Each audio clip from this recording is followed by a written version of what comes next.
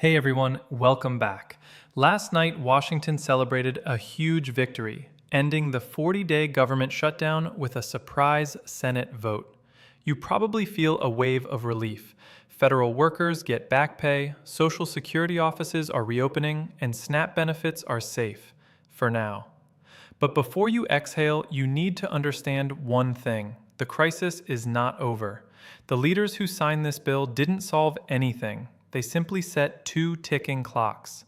The first countdown ends January 30th, the day the government shuts down again. The second clock expires even sooner, in December, and it's tied to the single biggest issue that caused the shutdown in the first place: your healthcare costs. We're calling this deal the illusion of stability, because while your benefits are back on, this compromise hid a massive political betrayal. In this video, I'm going to reveal the exact provision that could cause your health insurance premiums to spike by hundreds of dollars in 2026, and show you who made the final, cynical bet against American families. This isn't relief, it's a delay, and you need to know exactly what's coming. 2. Deep dive. The healthcare betrayal. The immediate crisis. The core reason we faced the longest government shutdown in U.S. history, 40 agonizing days, was not just a general disagreement over spending. It was a vicious political fight centered on your ability to pay for health insurance. This is the part of the story that involves a cynical deal, a delayed crisis, and a massive financial risk transferred directly from Washington's plate onto yours. The true cause of the shutdown. For months, the government had been paralyzed because politicians were fighting over something called the Affordable Care Act subsidies. This is the critical piece of the puzzle that Washington simply refused to fix before reopening the country. Let's simplify this issue because it directly affects the budgets of millions of retirees, semi-retirees, and middle-income Americans who rely on the federal marketplace. If you are not yet eligible for Medicare, or if you purchase your health coverage through healthcare.gov, you are likely receiving a subsidy. Think of this subsidy as a coupon or financial aid that the government sends directly to your insurance company every month. It's what dramatically reduces your monthly premium. For many families, these subsidies are absolutely essential. They are the difference between paying a manageable $150 a month for a decent health plan and paying a financially crushing $600 a month, or more if you had to pay the full price. Without them, thousands of families on fixed incomes would be priced out of health coverage entirely. These critical tax credits were set to expire. The Democrats in Congress, feeling the pressure from their constituents, demanded that the tax credits be extended immediately. They argued that without an instant guarantee, people entering open enrollment right now, which is when you choose your plan for the coming year, would face huge uncertainty about their premiums. They would essentially be shopping blind. Republicans, however, insisted they would only handle that later, using the expiring subsidies as a powerful piece of leverage in the broader budget negotiations. The 40-day stalemate and the secret compromise. This political staring contest, where neither side would blink, triggered the government shutdown on October 1st. Agencies closed, government services froze, and the paychecks of federal workers were delayed. But as the political pressure mounted, moderates from both sides of the aisle stepped in. They were led by senators like Jeanne Shaheen, Maggie Hassan, and Angus King. They realized the logjam couldn't be broken on the complex healthcare issue without ending the pain of the shutdown first. The deal they brokered was cynical but effective for Washington. Reopen the government now and debate the vital healthcare funding later. In that surprise late-night vote, the Senate passed the funding bill 60-40. 8 Senate Democrats crossed party lines to vote yes with the Republicans. They voted to end the shutdown because the public pressure to restore federal services and get workers paid was simply too intense to resist any longer. The political betrayal. A promise is not a guarantee. Here is the central point of the betrayal, and it's what creates that immediate December deadline we are warning you about. In exchange for reopening the government, Democrats made a massive concession. They did not secure an immediate, guaranteed extension of the Affordable Care Act subsidies. They received only a promise from the Senate leadership to hold a vote on the issue later this year, most likely in December. Let me be absolutely clear about the difference, because this is where your financial security is at risk. A MEL guarantee is secured funding. It means your insurance costs are stable. A promise of a vote is just talk. It means they agree to discuss it, but there is no assurance, zero guarantee, that the funding bill will actually pass. By accepting this promise, the Democrats gave up the tremendous leverage they held during the shutdown, and they simply delayed the fight. If that December vote fails, the subsidies could be eliminated for the next budget cycle. The financial time bomb you now carry. The leadership in Washington chose to transfer the uncertainty of their political negotiations directly to your budget. Think about the timing. You are right in the middle of open enrollment for the coming year. You are trying to plan your life, your retirement, and your monthly budget for 2026. But how can you possibly plan when a vote that could fundamentally change your health costs is still hanging in the air? If you are a retired teacher or a small business owner who relies on the marketplace, let's look at the numbers again. If your current premium is $200 a month after the subsidy, and that subsidy disappears because the December vote fails, that premium could easily jump to $700 or $800 a month. That difference, an extra $500 or $600 a month, totaling $600 to $7,200 a year, could shatter a fixed budget. This is the hidden cost of the government reopening. Washington leaders essentially told you, we'll give you 2 months of benefit stability until January 30th, but in exchange, you have to accept massive financial insecurity regarding your health costs starting in December. They bought time for themselves by risking your financial future. This is why you must pay attention to every detail of that upcoming December healthcare vote. It determines whether your family budget will survive the next year. 3. The fragile relief, benefit program update, and the January 30th trap. As we move from the political drama to the practical effects of the bill, it's absolutely vital that you keep the date January 30th at the front of your mind. This entire deal, officially called the Continuing Appropriations Act of 2026, is nothing more than a short-term, temporary budget. It doesn't solve the core long-term problems. It only funds the government through January 30th of next year, keeping things running at last year's spending levels. This means every piece of good news in this section is temporary, built on a foundation of sand, and subject to renewal in less than 3 months. Here is the straightforward breakdown of what is reopening, who is getting paid, and what you need to do to take advantage of this fragile 2-month window of stability. 1. The one crucial exception: Veterans Affairs full-year funding. Amidst all the temporary fixes, there is one crucial piece of stability built into this temporary bill. The measure provides full-year funding for the Department of Veterans Affairs, VA. This is a massive relief for our veterans. It guarantees that VA medical centers, appointments, and benefit programs can continue without the constant threat of disruption through the entire fiscal year, not just until January 30th. For veterans who rely on specialized care or are currently waiting for disability claims to be processed, this one provision removes a major layer of anxiety. This full funding was added specifically to ensure that the people who served our country are shielded from Washington's political gridlock. 2. Social Security, clearing the massive backlog.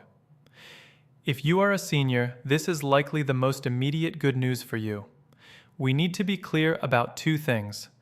Your checks continued. Your regular Social Security checks never stopped going out. The money for those payments is classified as mandatory spending, so it wasn't affected by the shutdown. IFINLI offices closed. The crucial local Social Security field offices, where you go to get personalized help, were short-staffed or closed entirely for 40 days. These offices handle the most important and personal tasks: filing new retirement applications, correcting errors on existing checks, appealing a denied claim, or getting a replacement card. When those offices are closed, the applications pile up, creating a massive, debilitating backlog that causes immense stress. The relief and your action. With the bill passing, those field offices will fully reopen. The staff will return immediately, and their top priority will be clearing the mountain of paperwork that piled up. If you have been waiting on a benefit adjustment, struggling with an error, or hoping for an appeal date, now is the time to follow up immediately. Processing delays will take weeks, if not months, to fully clear up because the workload is immense. The sooner you reach out, the sooner your issue will be addressed. 3. Medicare and Medicaid, restarting the administrative machinery. The story for your health coverage is very similar to Social Security. Most core Medicare and Medicaid functions, such as hospital reimbursements and prescription coverage, generally continued during the shutdown. You were still covered, and you could still see your doctor. The problem lay on the back end, the administrative machinery. The complex paperwork required for things like billing corrections, the approval of new medical providers, and the resolution of claim disputes all slowed to a crawl. The downstream risk. When the government slows down in paying hospitals and medical providers, those providers can become frustrated or less willing to deal with the bureaucratic mess. This can eventually lead to fewer patient options or more headaches for you. The fix and the impact. The new funding bill restarts these vital administrative operations. The Centers for Medicare and Medicaid Services, CMS, can resume full staffing. This means providers will get paid on time again, and those irritating billing and claim errors that piled up over the 40 days should finally start getting resolved. Expect a much smoother experience as the system catches up. 4. SNAP, food stamps. Back from the cliff, until January 30th. The Supplemental Nutrition Assistance Program, SNAP, often known as food stamps, was arguably the benefit program that came closest to a total collapse. The Department of Agriculture had issued public warnings that states were running out of emergency reserve funds. The threat was real. Benefit reloads, the money loaded onto your EBT card, could be delayed or even reduced. This created genuine, immediate fear for the 40 million Americans who rely on the program, especially seniors and families living on tight budgets. The immediate guarantee. With the bill passed, funding for SNAP is officially restored through January 30th. This means the next round of payments should go out normally, on time, and at the expected level. The critical warning.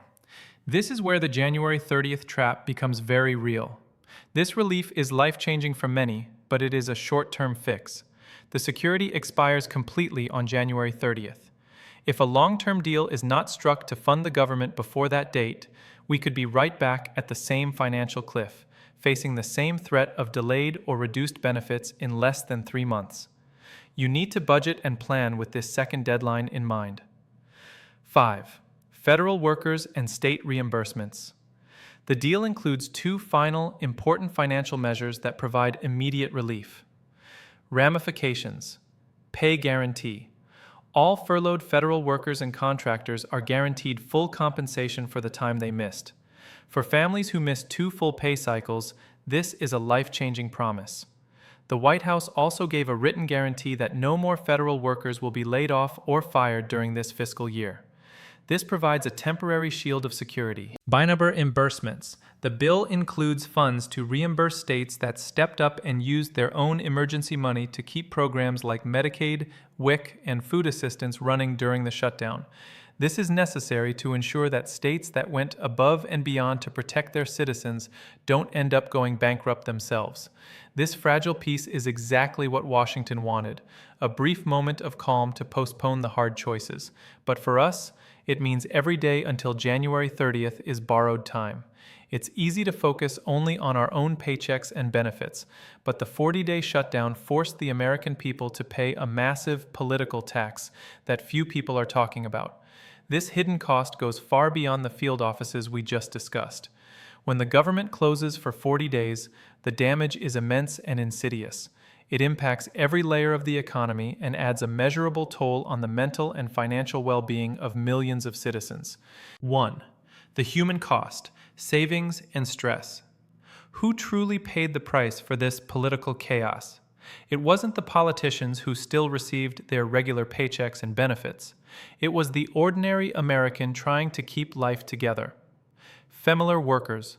While back pay is guaranteed, families missed 2 entire pay cycles.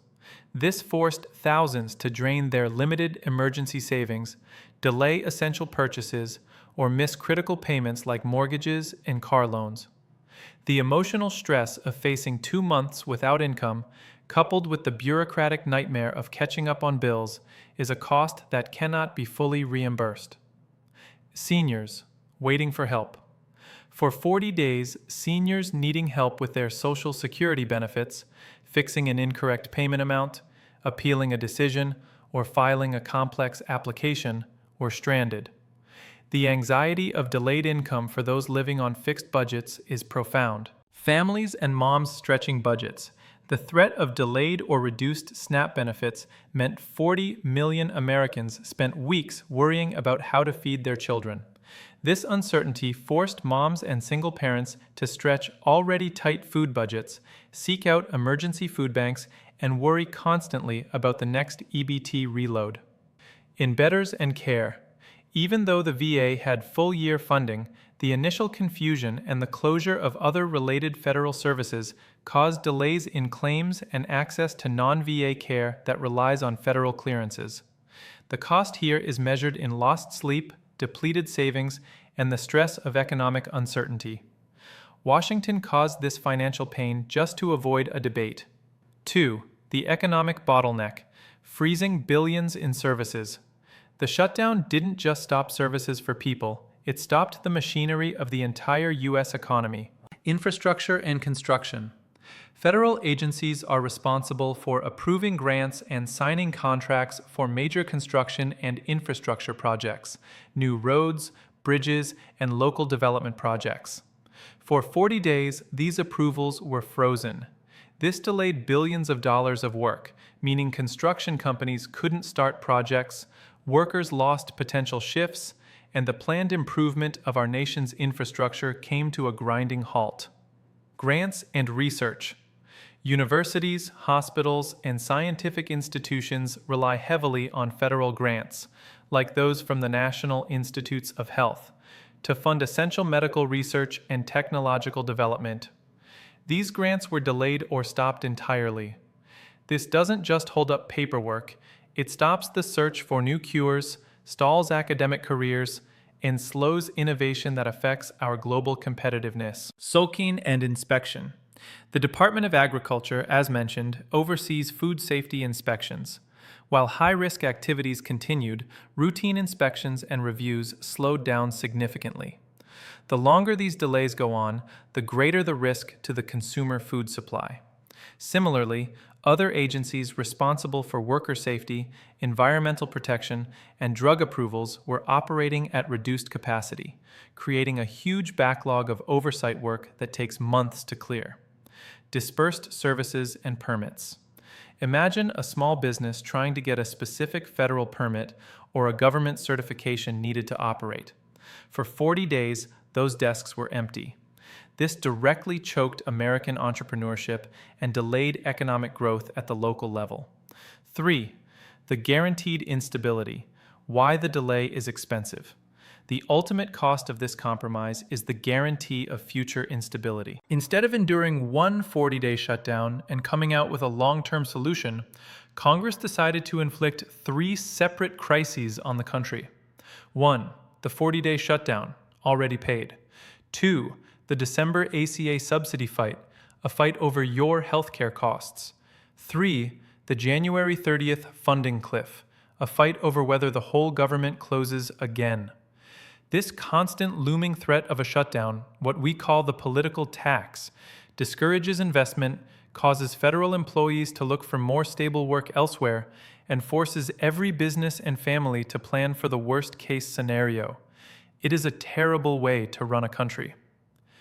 The politicians could have acted responsibly, but they chose to punt. They delayed the hard debate on healthcare and postponed the budget battle until January 30th. This chaos was an unnecessary, avoidable price paid by the American people. Let's zoom out for a final, sober look at the situation. Washington is celebrating its late-night breakthrough, but for us, the families living on fixed incomes, relying on benefits, and buying our own health insurance, the relief is fragile, and the anxiety has simply been relocated. The two ticking clocks we identified are real, and they govern your financial security. December for the life-changing vote on healthcare subsidies, and January 30th for the renewal of the entire government funding bill. You need to switch your focus from relief to defense. Use this temporary window of stability to prepare for the crises ahead. SDCHE for SNAP, Social Security, and Medicare users, clearing the backlog. Follow up aggressively. The field offices are open and staff are back, but the backlog is immense. If you have been waiting on a benefit correction, a new Social Security application, or a Medicare claim dispute, do not delay. Follow up immediately to get your place in the queue before it grows again. Budget to January 30th. While benefits are stable now, remember the money runs out on January 30th. Use this window to rebuild any savings you may have depleted during the shutdown. Photographic for federal workers, security check. Confirm back pay. Ensure you tracked your guaranteed compensation carefully. Secure the guarantee. Be aware that the written promise of no more layoffs or firings this fiscal year applies only until the fiscal year ends. This stability is still conditional on Washington's behavior. Rachidical action for marketplace health insurance buyers, the December deadline. Oh, inexperienced. To attention to December. This is the most urgent financial threat. The political class has created a massive financial time bomb regarding the ACA subsidies, which could raise your premiums by $6,000 or $7,200 a year. Olipop for the worst. Open shop for plans. Mentally calculate what your premium would be without the subsidy. This will help you understand the full risk you are taking until Congress votes in December. 40 days, the longest government shutdown in U.S. history. And who paid the price? The people who were forced to adapt. You made it through 40 days of chaos. Whether you figured out how to stretch your benefits, found emergency resources, or just kept showing up for your family, that is resilience. Whether you are a senior, a veteran, a single parent, or someone living on a fixed income, you deserve better than this. You deserve stability, not a constant cycle of political uncertainty. As Washington celebrates its late-night breakthrough, the real relief is happening far from the Capitol, in kitchens, pharmacies, and grocery stores, where millions of Americans can finally stop wondering whether the programs they rely on will still be there tomorrow. The breakthrough is temporary. The fight starts again now. If this video helped you understand the real cost of this compromise, please give it a thumbs up so more people can find this critical information. Hit that subscribe button and turn on the notification bell so you're notified the second I post updates about what happens in the House and that critical December healthcare vote. I want to hear from you. Drop a comment below and let me know. Who do you hold most accountable for delaying this crisis until December and January? Was it the moderates who struck the deal, the hardliners who caused the 40-day shutdown, or the leadership that failed to guarantee your healthcare funding? I read every comment, and your stories matter. We've got this together. I'll see you in the next video with more updates as this unstable deal moves forward.